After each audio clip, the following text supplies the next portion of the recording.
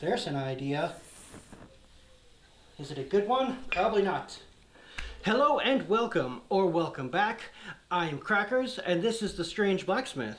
Today, I am running the pants conditioning again because it is hot enough I don't even want to know. And today we're going to run the forge. Today, I am going to turn this innocent looking hammer, which was not abused in any way, and turn it into a new chasing hammer. A cross peen, but just the peen end. Peen's the only thing that's important, right? We'll probably cut the ball off. This is getting weird.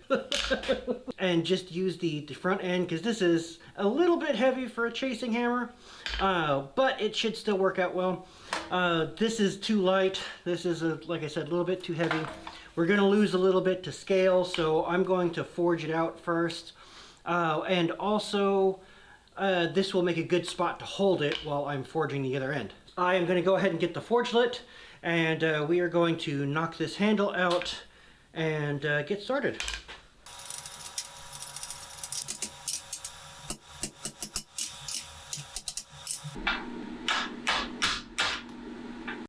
Okay, so I figured I'd take just a quick minute to talk about chasing hammers and armor hammers, raising hammers, those kind of things. The mechanics for these types of hammers are a little bit different than your typical forging hammers or like your ball peens. You actually don't want your weight to be on an axis perfectly perpendicular to your hammer. You actually want the weight of your hammer to be in line with the arc that you swing on it. These big body hammers, this is a roughing out hammer for doing work like up inside of a fender or something like that. The hammer and the weight is set up so that it's on the arc of your swing. This reduces the chances or the force that gets put on your handle and the amount of wiggling and wobbling that goes on. You actually have some of that kind of action going on with the dog's head hammers. So that is why when you look at like pictures of old armor hammers and raising hammers, or even ones that you can buy today from like Centaur, I think it's Petting House makes some new raising hammers and stuff like that. The center of the hammer is up here, but the face may be down here, and that's because you're trying to match that arc. Also, it helps a little bit in that when you're working on a raised piece of work and you're up here and you're hammering on something, you're not having to crank your elbow up as far to keep your hammer in line with your punch. You can be a little bit more relaxed, which is why I like dog's head hammers. I don't know if this is like the way other people think when they make hammers, or if that's even why they make them that way. This is just kind of my theory and the reasoning that I put behind the way that I make hammers and shape hammers. And it looks like this eye on this thing is like almost dead straight. We're gonna have to re-drift that, but that's okay, we can do that. All right, and today we're gonna start with the 4-pound hammer, because we've got quite a bit of mass that we're trying to move here.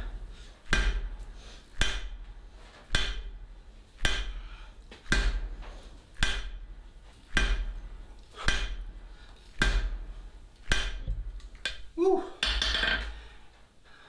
And I'm specifically using the face of the anvil here because I don't want to risk damaging the cheeks.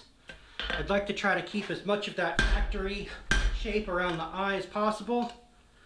And granted, I know I'm going to drift these back out again,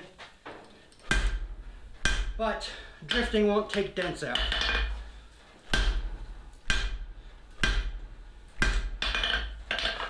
All right, let's get that back in the fire.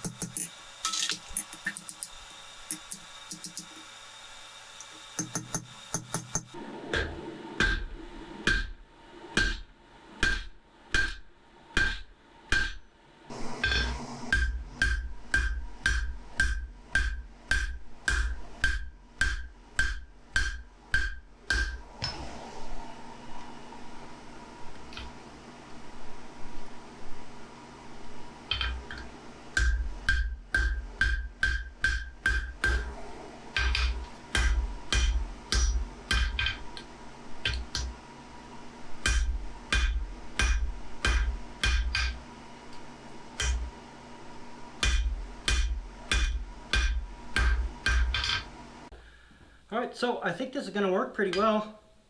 I still need to drift the eye. But yeah, I guess I'm going to have to do that. I was going to say we're ready to heat treat it, but I still got to drift the eye. Or maybe I'll do that with a die grinder. Do I want to do that with a die grinder? Yeah, I'll go ahead and get it hot. So the only reason there's any question as to whether or not I want to re-drift this eye is only because I don't want to damage the cheeks. Cheeks are important, much like the Pein.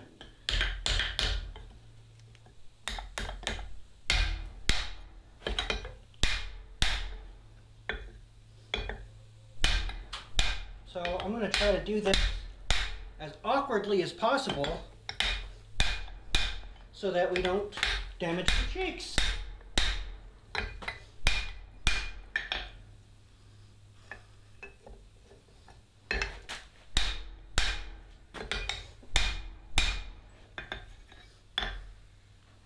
I think that's going to work.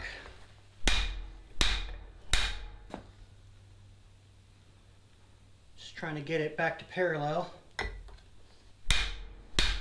Perpendicular, sorry. Not that anybody but me cares about that. And actually, since this thing's garbage, this handle that is, I'm actually going to knock this thing out. We'll make an appropriate handle for this drift. Or maybe we'll just make a new drift.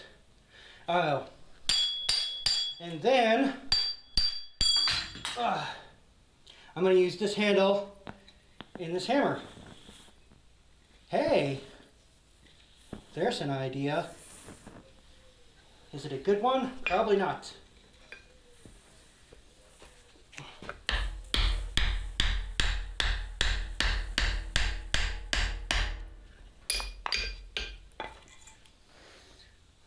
There we go, 3/4 of our handle done.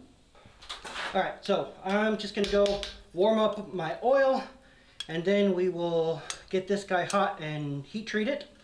And while we're at it, actually, I think I'm going to go ahead and knock the handle out of this one and heat treat it now as well, because, you know, I've been trying to be really careful with it and I'm still leaving a bunch of dents in it. So, and I would like to be able to strike with this hammer. That was the whole purpose of making a dog's head hammer in the first place. So, yeah, we're going to go ahead and get it hot and heat treat this as well, since I'm going to have the oil hot. And I'm, you know, trying to kill myself from heat exhaustion anyway.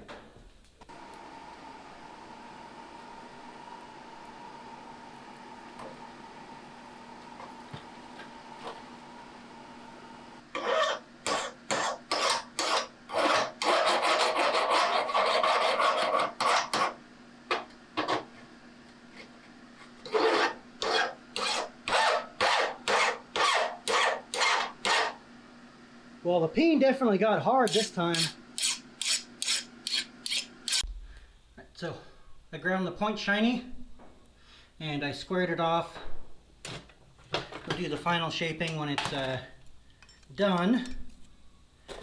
But we are going to just anneal it here in the fire. Or not, we're going to temper it here in the fire. This shouldn't take very long because that's a really skinny point, and you're probably not going to see it on the camera unless I move the camera in close enough to damage it. So you're just going to have to live with this. Okay? And since this is only going to hit mild steel sheet, we're going to go ahead and just barely take it to bronze and then cool it off.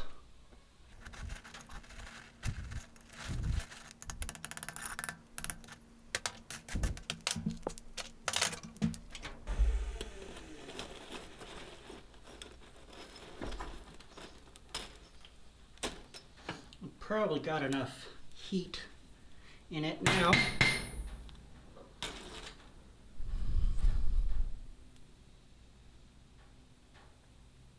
Oh, yep, can just barely see it starting to creep up. There we go. Oh, look at those pretty colors. And in the drink.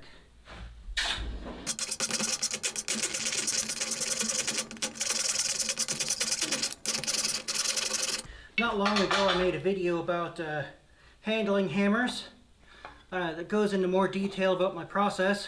If you'd like to watch that, I'll put it up here.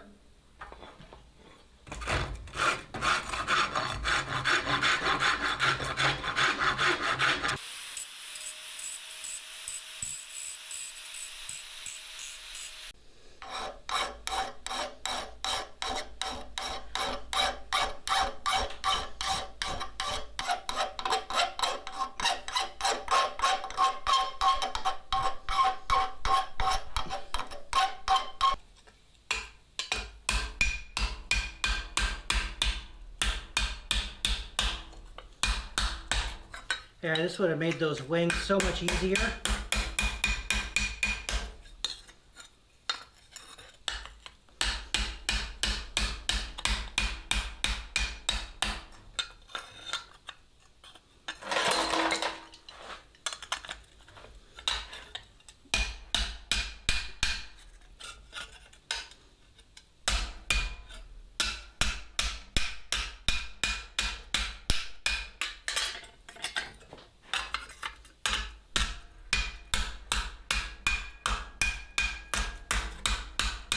Oh yeah, that is night and day having the right weight hammer for this.